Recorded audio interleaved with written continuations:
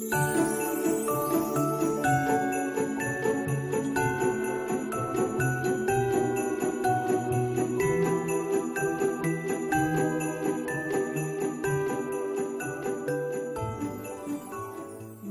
was dead to begin with. There is no doubt whatever about that. The register of his burial was signed by the clergyman, the clerk, the undertaker, and the chief mourner. Scrooge signed it. Old Marley was as dead as a doornail. Mind, I don't mean to say that I know of my own knowledge what there is particularly dead about a doornail. I might have been inclined, myself, to regard a coffin nail as the deadest piece of ironmongery in the trade, but the wisdom of our ancestors is in the simile, and my unhallowed hand shall not disturb it. You will therefore permit me to repeat emphatically that Marley was as dead as a doornail. Scrooge knew he was dead? Of course he did. How could it be otherwise? Scrooge and he were partners for I don't know how many years. Scrooge was his sole executor, his sole administrator, his sole assign, his sole residuary, his sole friend, and sole mourner. And even Scrooge was not so dreadfully cut up by the sad event. The mention of Marley's funeral brings me back to the point I started from. There is no doubt that Marley was dead. This must be distinctly understood, or nothing wonderful can come of the story I am going to relate. If we were not perfectly convinced that Hamlet's father died before the play began, there would be nothing more remarkable in his taking a stroll at night, in an easterly wind, upon his own ramparts, than there would be in any other middle-aged gentleman rashly turning out after dark in a breezy spot, literally to astonish his son's weak mind. Scrooge never painted out old Marley's name. There it stood, years afterwards, above the warehouse door, Scrooge and Marley. The firm was known as Scrooge and Marley. Sometimes people new to the business called Scrooge, and sometimes Marley. But he answered to both names. It was all the same to him. Oh, but he was a tight-fisted hand at the grindstone, Scrooge. Squeezing, wrenching, grasping, scraping, clutching, covetous old sinner. Hard and sharp as flint, from which no steel had ever struck at generous fire. Secret and self-contained, and solitary as an oyster.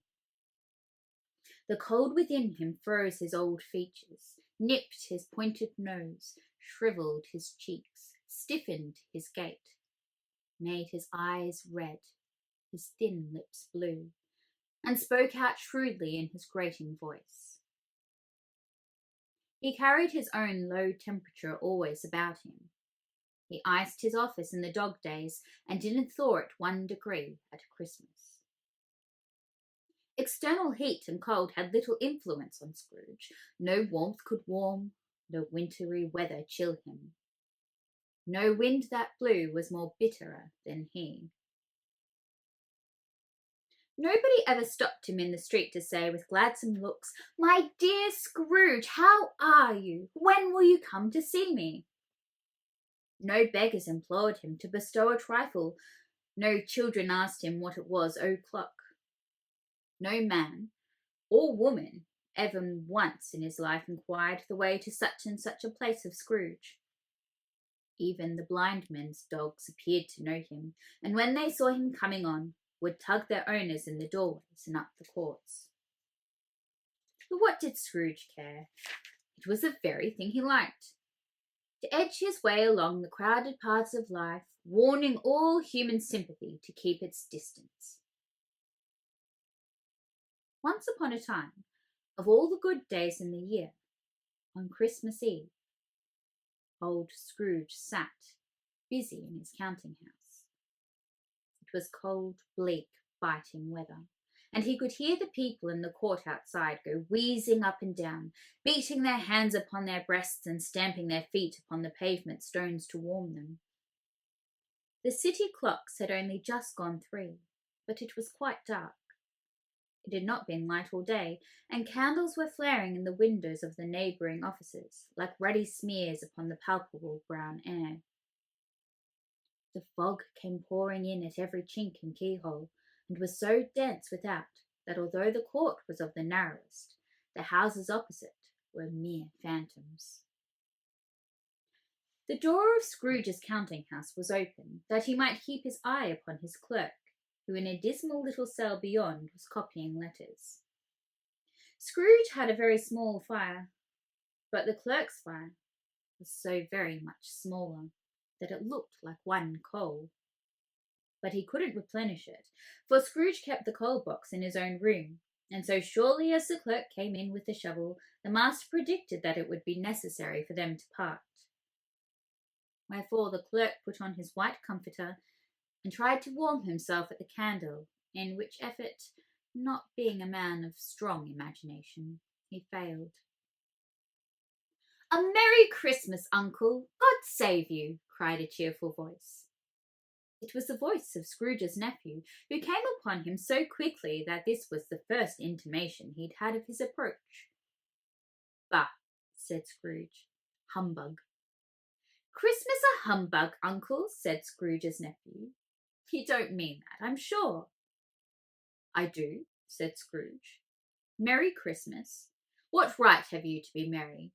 What reason have you to be merry? You're poor enough." "Come, then," returned the nephew gaily, "what right have you to be dismal? What right have you to be morose?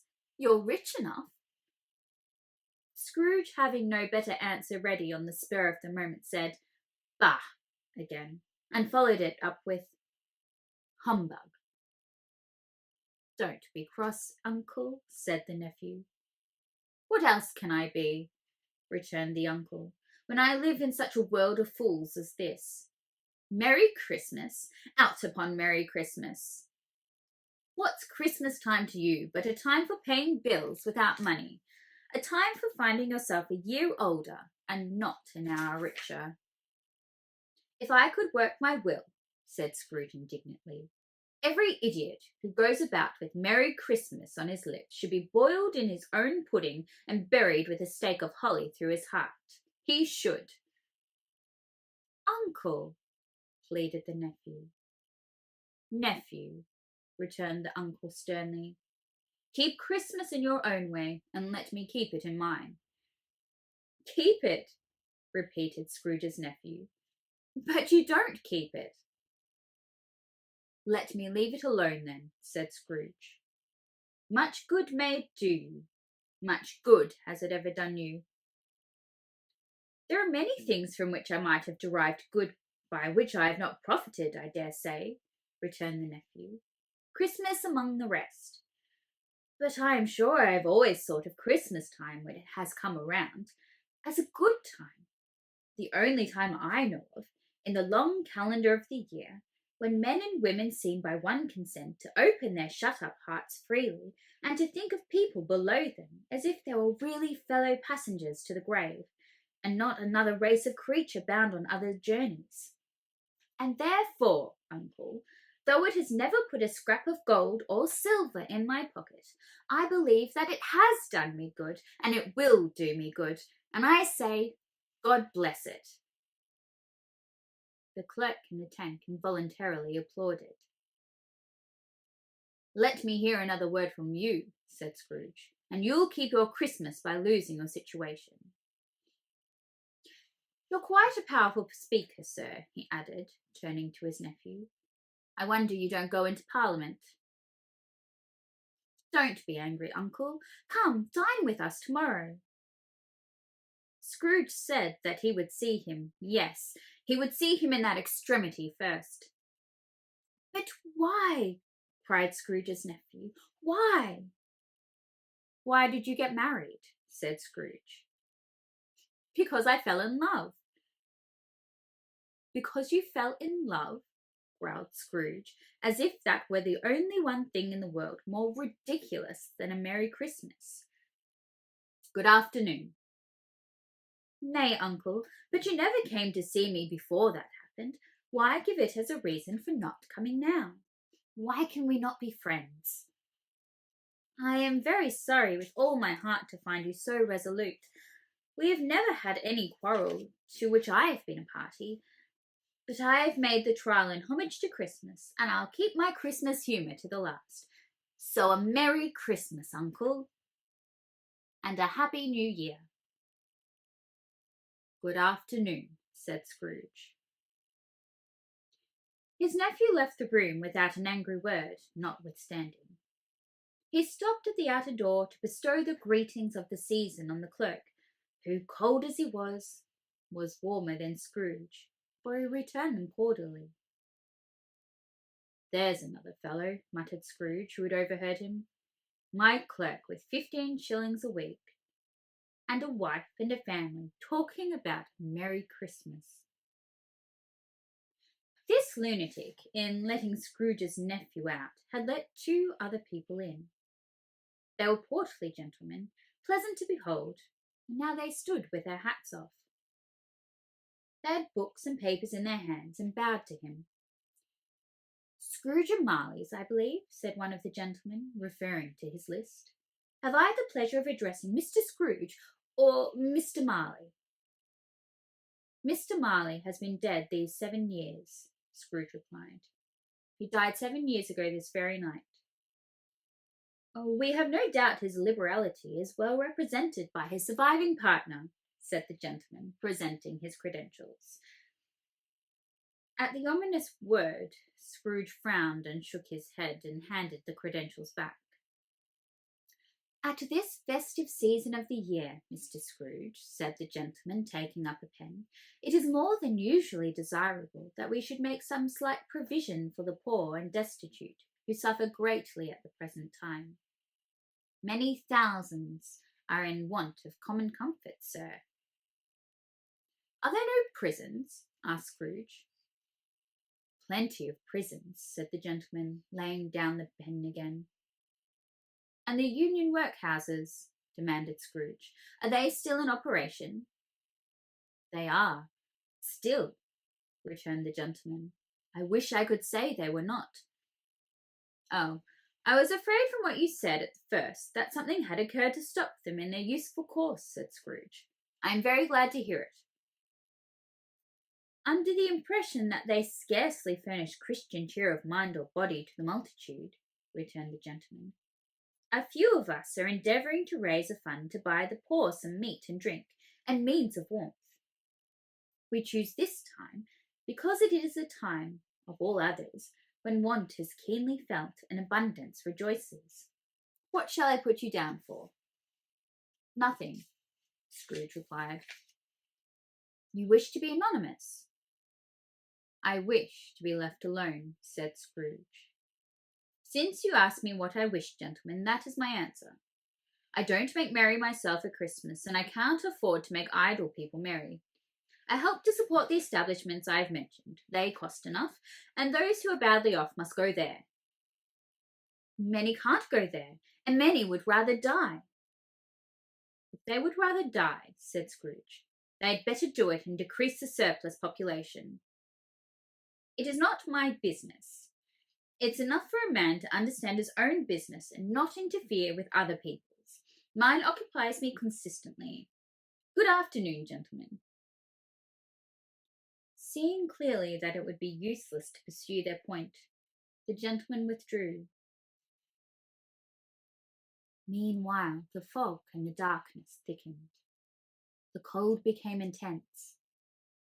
In the main street, at the corner of the court, some labourers were repairing the gas pipes and had lighted a great fire, round which a party of ragged men and boys were gathered, warming their hands and winking their eyes before the blaze in rapture.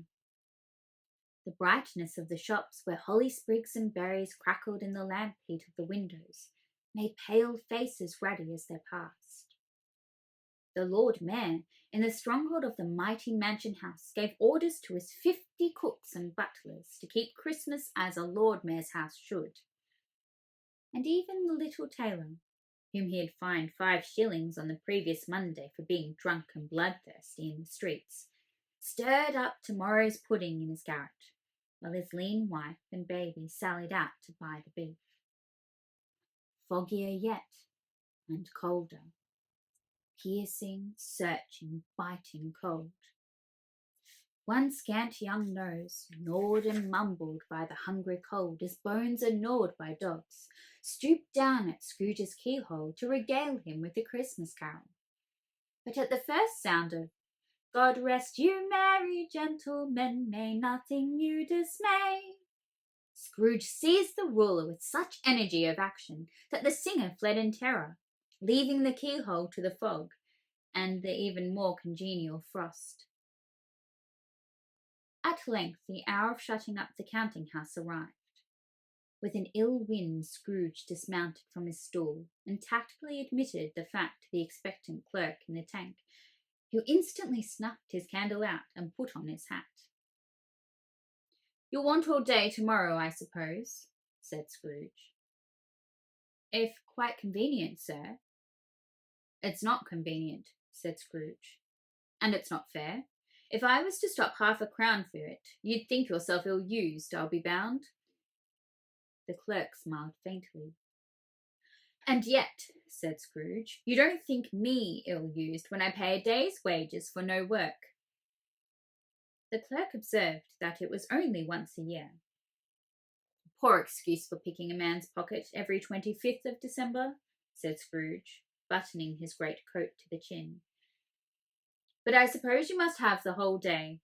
Be here all the earlier next morning."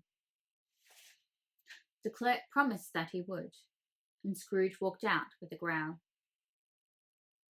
The office was closed in a twinkling, and the clerk, with the long ends of his white comforter dangling below his waist, for he boasted no great coat, went down a slide on Cornhill at the end of a lane of boys, 20 times in honour of its being Christmas Eve, and then ran home to Camden Town as hard as he could pelt to play at blindman's buff. Scrooge took his melancholy dinner in his usual melancholy tavern, and having read all the newspapers and beguiled the rest of the evening with his banker's book, went home to bed. He lived in chambers which had once belonged to his deceased partner.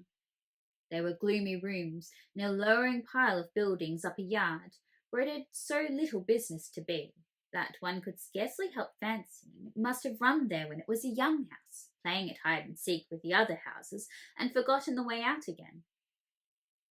It was old enough now, and dreary enough. But nobody lived in it but Scrooge, and the other rooms being all let out as offices. The yard was so dark that even Scrooge, who knew its every stone, was fain to grope with his hands. Now, it is a fact that there was nothing at all particular about the knocker on the door, except that it was very large. It is also a fact that Scrooge had seen it, night and morning, during his whole residence in that place. Let it also be borne in mind that Scrooge had not bestowed one thought on Marley since his last mention of his 7 years dead partner that afternoon. And then let any man explain to me, if he can, how it happened that Scrooge, having his key in the lock of the door, saw in the knocker, without its undergoing any immediate process of change, not a knocker, but Marley's face. Marley's face. It was not impenetrable shadow, as the other objects in the yard were, but had a dismal light about it. It was not angry or ferocious, but looked at Scrooge as Marley used to look, with ghostly spectacles turned up on its ghostly forehead. The hair was curiously stirred, as if by breath or hot air, and though the eyes were wide open, they were perfectly motionless. That and its livid colour made it horrible, but its horror seemed to be in spite of the face and beyond its control, rather than a part of its own expression. As Scrooge looked fixedly at this phenomenon, it was a knocker again. To say that he was not startled, or that his blood was not conscious of a terrible sensation to which he had been a stranger from infancy, would be untrue. But he put his hand upon the key he had relinquished, turned it sturdily, walked in, and lighted his candle. He did pause with a moment's irresolution before he shut the door, and he did look cautiously behind at first, as if he half expected to be terrified with the sight of Marley's pigtail sticking out into the hall.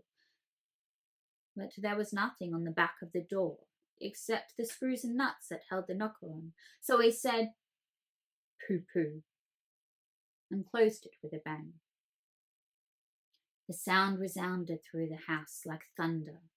Every room above and every cask in the wine merchant's cellars below appeared to have a separate peal of echoes of its own. Scrooge was not a man to be frightened by echoes. He fastened the door and walked across the hall and up the stairs, slowly too, trimming his candle as he went. Up Scrooge went, not caring a button. Darkness is cheap, and Scrooge liked it. But before he shut his heavy door, he walked through his rooms to see that all was right. He had just enough recollection of the face to desire to do that. Sitting room, bedroom, lumber room, all as they should be. Nobody under the table, nobody under the sofa, a small fire in the grate, spoon and basin ready. Nobody under the bed, nobody in the closet, nobody in his dressing gown, which was hanging up in a suspicious attitude against the wall. Lumber room as usual, old fire guard, old shoes, 2 fish blankets, washing stand on 3 legs and a poker. Quite satisfied, he closed the door and locked himself in. Double locked himself in, which was not his custom. Thus secured against surprise, he took off his cravat, put on his dressing gown and slippers and his nightcap, and sat down before the fire to take his gruel. It was a very low fire indeed, nothing on such a bitter night. He was obliged to sit close to it and brood over it before he could extract the least sensation of warmth from such a handful of fuel. The fireplace was an old one, built by some Dutch merchant long ago and paved all round with quaint Dutch tiles designed to illustrate the scriptures. Hundreds of figures to attract his thoughts, and yet that face of Marley, 7 years dead, came like the ancient prophet's rod and swallowed up the whole. If each smooth tile had been a blanket first, with power to shape some picture on its surface from the disjointed fragments of his thoughts, there would have been a copy of old Marley's head on every one. "Humbug," said Scrooge, and he walked across the room. After several turns, he sat down again.